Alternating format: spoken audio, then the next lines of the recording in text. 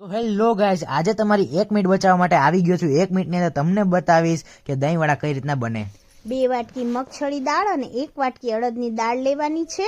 2 થી 3 કલાક સુધી આપણે આને પલાળી દેવાની છે અને ત્યારબાદ પાણી કાઢી અને આપણે મિક્સરમાં દહીં અથવા છાશ નાખી અને એને ક્રશ કરી લેવાનું છે.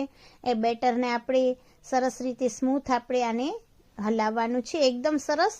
એટલે આપણે એમાં ચપટી મીઠું અને ચપટી સોડા પણ નાખશું અને ત્યારબાદ આપણે એને પોચા હાથે સરસ આપણે સ્મૂથ રીતે તળી લેવાના છે.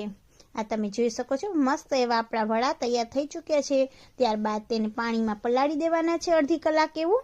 ત્યાર પછી આપણે એને જ્યારે પણ કરવા હોય સર્વ ત્યારે કાઢી લેવાના છે આ રીતે પાણીમાંથી. તો ગાઈસ, દહીં બનાવવું તો સિમ્પલ છે. દહીં ને તેમની અંદર થોડીક એવી ખાંડ નાખીને તમારે પ્રિક્સ કરી લેવાનું છે. ત્યારબાદ તમારા દહીં વડાની અંદર દહીં નાખીને તેની અંદર બધે થોડોક એવો મસાલો એડ કરી દેવાનો છે. ધાણા જીરું નાખવાનું છે, ચટણી ને ગરમ મસાલો. Thank you for watching.